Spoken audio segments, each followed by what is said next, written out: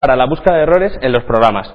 Como pone ahí, arte mayor del 50% del esfuerzo y experiencia. Lo de arte. En sí, realizar una buena prueba, para muchos es considerado un arte. No todo el mundo es capaz de realizar una buena prueba para tratar de demostrar algo. Todos como desarrolladores sabéis que más del 50% del tiempo en desarrollar algo se te va en probarlo. Por lo tanto, debería tener mayor importancia de la que tiene. Por otro lado, la experiencia, que esto es como todo. Aquel que tiene más experiencia en probar es el que saca mayor rendimiento. Por otro lado, a través de las pruebas de software somos capaces de verificar la calidad de un producto. Es decir, vamos a establecer una serie de medidas que nos van a permitir medir el grado de cumplimiento con las especificaciones del sistema. ¿Qué criterios de calidad vamos a seguir? Pues si un sistema es estable, si es seguro, si es eficiente. Eso es un poco lo que nos va a ayudar. Como veis, el objetivo de una prueba parece un trabalenguas, pero mirad, probar si el software no hace lo que debe hacer. ¿Qué es esto? Imaginaros que la aplicación que os he comentado antes se envía un correo. Si nosotros al cliente dice, él ha pedido que se envíe un correo cuando se realice un pedido y nosotros enseñándoslo no se envía el correo, es que no hace lo que debe. Pero ahora vamos a darle la vuelta. Si además probamos y hace lo que no debe hacer, por ejemplo sería que envía el correo, pero envía el correo a todo el mundo. A lo mejor queremos que solamente vaya una persona en concreto. Eso sería un daño colateral que tendríamos que estudiar y ver por qué está ahí.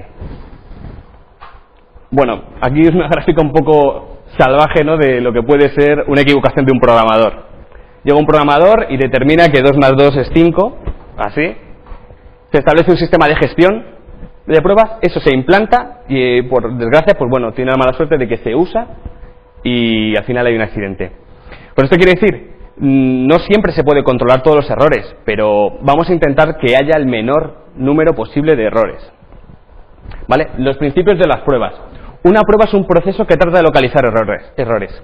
Como veis, es un enfoque destructivo. Un error siempre está considerado como algo malo, algo perjudicial. Pero realmente el objetivo que tiene una prueba es encontrar un error. De hecho, una prueba es exitosa cuando lo encuentra. Nota, el programador no tiene siempre la culpa. Que, bueno, viendo el ejemplo de antes, pero el programador no tiene que tener siempre la culpa. Como veis, es imposible probar completamente un sistema. Es decir, podemos probar la mayor parte de la funcionalidad, pero siempre habrá alguna apreciación, algo que se nos escape. ¿Por qué? Porque es imposible tener que controlar todo y dar todas las características cada vez que probemos algo. Entonces, bueno, con esto quiero que os relajéis, no va a haber que probar todo el sistema, pero sí probar la mayor parte de la funcionalidad, o la funcionalidad que creemos la más importante o que es crítica para el proyecto. Por otro lado, una prueba implica ser creativo. ¿Cuántas veces para intentar replicar un error habéis tenido que hacer las pruebas lo más raras posibles? Os pongo un ejemplo. Imaginaros que en una lista de elementos pinchamos y vamos a borrar algo. Alguien podría probar, si doy una vez y marco unos cuantos, doy a borrar, funciona. Pero ¿qué pasa si doy doble clic? Pues lo más probable es que cuando doy doble clic, el primer clic borre y el segundo no tenga nada que borrar. Pero como todavía no da tiempo a la aplicación a enterarse de que ya no hay elementos, falle. Por eso implica ser un poquito creativo y probar cosas un poco diferentes. Una prueba permite prevenir posibles errores. Vale, permite prevenir posibles errores ¿cuándo? Cuando se integra con el ciclo de vida. Es decir, cuando lo empleamos en todo momento, sí conseguimos prevenir errores. Si lo empleamos al final, o sea, cuando está todo desarrollado y ahora vamos a probar la aplicación, es cuando vais a tener más de un problema. Las pruebas deberían ser realizadas por personas especializadas. Personas especializadas que además son diferentes a aquellos que desarrollaron el sistema. ¿Por qué? Cuando un programador desarrolla algo, al final lo que termina siempre haciendo es probar los casos, vamos a decir, los casos buenos, los casos que nos fallan. Pruebas alguno malo, ves que sale, pero realmente deberían ser personas totalmente ajenas que no tienen nada que ver con el proyecto. ¿Para qué? Porque lo van a probar más en detalle. Técnicas para realizar las pruebas. Utilizar datos de entrada bien definidos. Hay que tener muy claro los datos de entrada que se van a utilizar y saber de antemano un poco los datos de salida. El ejemplo es ese. Si nosotros hacemos un procedimiento que sea una suma al cual le metemos 2 parámetros, tenemos que poco más o menos que estimar de primera mano cuál va a ser el resultado. De esta manera tendremos controlada la prueba. Por otro lado, utilizar datos de pruebas simples. ¿Para qué? Cuando tengamos controlados los datos simples, podremos pasar a utilizar datos y pruebas más complejas. Cuando se detecte un problema y se realicen las modificaciones oportunas, hay que realizar un solo cambio en las pruebas cada vez que se utilice. Quiere decir que si resulta que se dan una serie de errores anidados, nosotros tenemos que primero solucionar y probar. No tratar de solucionar todos y probarlo al final a ver si funciona. Si tenéis la suerte de hacer eso, puede funcionar. pero realmente vais a tener y vais a dedicar un tiempo innecesario a realizarlo. Por otro lado, pues bueno, verificar la detección de datos de entrada incorrectos, esto es siempre esencial, ¿no? Queremos ver que las entradas y los datos utilizados son buenos. Lo más importante, el recuadro azul. Cuanto antes se detecte un error, más barato sale. Es decir, tenéis que tener en cuenta que un error detectado al final de una fase es muy costoso de solucionar, a nivel de tiempo, a nivel de dinero, a nivel de todo. Por otro lado, las etapas de la prueba, en las que se vive una prueba, son seleccionar qué es lo que se va a probar, es decir, determinar el objetivo de una prueba, el por qué se va a realizar este tipo de prueba, determinar cómo se va a probar, es decir, la configuración que se va a utilizar, los medios, un poco la ejecución que se va a seguir, desarrollar los casos de prueba, decir exactamente qué es lo que se va a hacer, determinar cuáles deberían ser los resultados esperados, pues eso de antemano, antes de preparar la prueba, deberíais de decir, más o menos, saber cuál va a ser el resultado que se espera.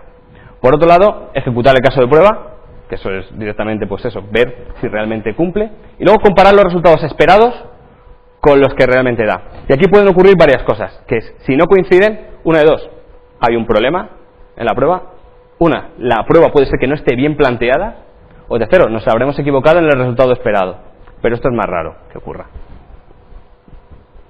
Automatización, procesos de conversión de tareas realizadas manualmente a tareas de tareas manuales a tareas automáticas. Surge como complemento del proceso de pruebas y, como veis, pues bueno, implica el uso de software para controlar la ejecución de las pruebas, comparar los resultados, creación de un entorno de pruebas y otras funciones de control.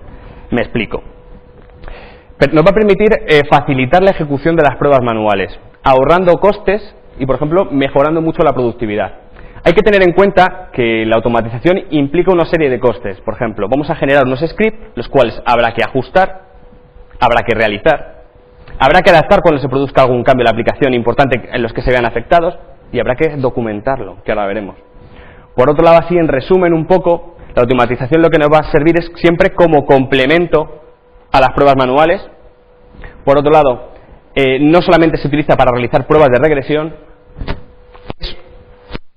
es muy bueno o es beneficioso a nivel de que mejora la productividad. Desde el primer momento que consigamos desplazar una serie de pruebas manuales, para nosotros ya es beneficio el tenerlo. ¿Qué va a implicar un poco más negativo? Implica cierto aprendizaje, es decir, aquellas personas que van a utilizarlo, ese tiempo, se tiene que dedicar un tiempo a que aprendan a utilizarlo. Por otro lado, este tiempo queda totalmente subsanado desde el momento que a partir de varios ciclos uno ha aprendido y a lo mejor el hacerlo la primera vez cuesta, pero hacerlo la tercera, cuarta vez ya cada vez va costando mucho menos. Por otro lado, pues bueno, como cosas, requiere personas especializadas, es decir, lo que os he dicho, sería interesante que fueran personas independientes y que no tuvieran nada que ver con la construcción de ese proyecto. Y por último, se debe de controlar, aunque eso ya entraré en detalle, como un proyecto aparte. Diferencia entre una prueba manual y una prueba automática, como todos veis. Una prueba manual es que somos capaces de, durante la ejecución de la prueba, cambiarla porque nos interesa, por algún tipo de motivo. Hacemos frente a complejidad, es decir, somos capaces de, durante esa adaptabilidad,